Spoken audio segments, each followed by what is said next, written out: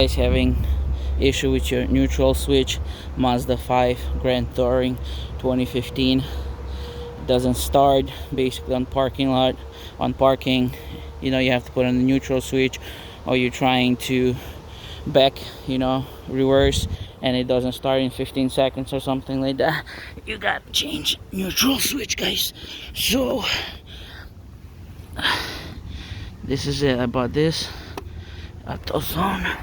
You have to unscrew a couple things, and then you gotta get into there. So you gotta take a couple things off, and then so what I did, prepare everything, just to make sure it doesn't collapse on me. Let me pause the video, guys, so I can finish this thing and I'll show you more. So guys, I put this 2x4 so to hold the bottom piece.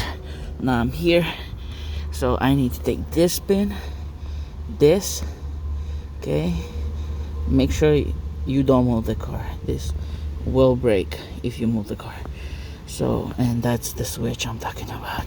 This is, what's the hardest part about this stuff, guys, is to take this thing out of this neutral switch sensor. It's the hardest thing ever.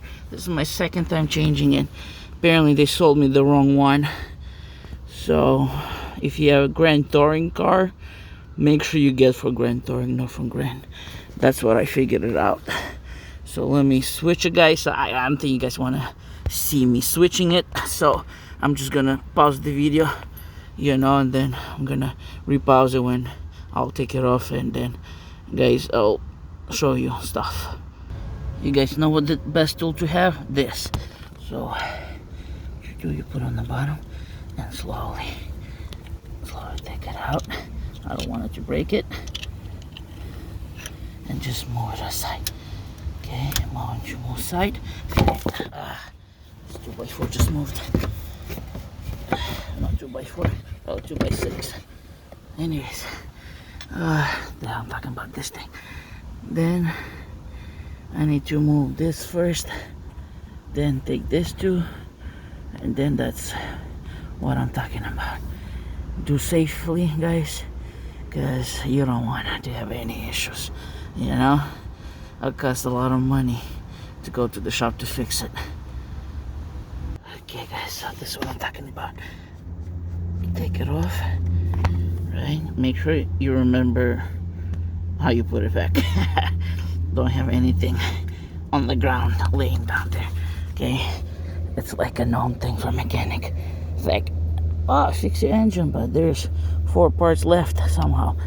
And then you take this slowly, okay, slowly, and then this right here, guys, right here.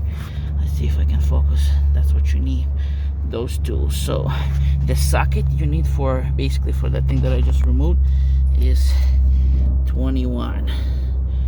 So yeah, and that's what I need right there. So let me find the tools. I wasn't prepared for that. So I found it is 3 or 5 by 32, I believe. So what you guys do, slowly move it, okay?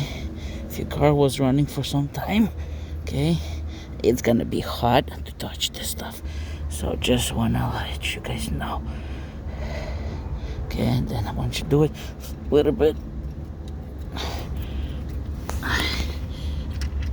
you take it out. See, you put it next to this pile.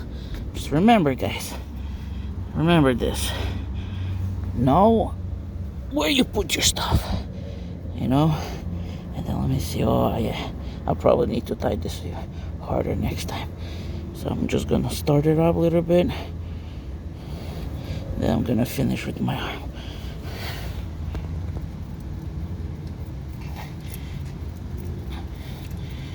I'm keep checking online about this car, and apparently nobody has the video, so you're welcome, guys, you're welcome. So this is what's causing your issue: startup issue, reverse issue, so what you guys do, literally, this is what you guys do. Don't break it. It's really hard to expensive to replace it. Slowly, wiggle it. Wiggle, wiggle, wiggle. And then I have to put you guys down a little bit right now. Again, I fall down. So I have to put you guys down because I need two of my arms to remove this thing right here. Ah, man, it's gonna be hard. Then you have to check if it's rusted over there or anything like that. I'll get back to you guys. I'm gonna pause the video.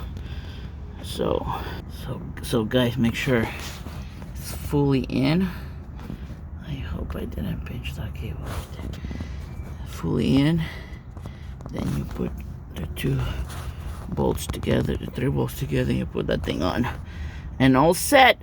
Should be all set, guys. Enjoy.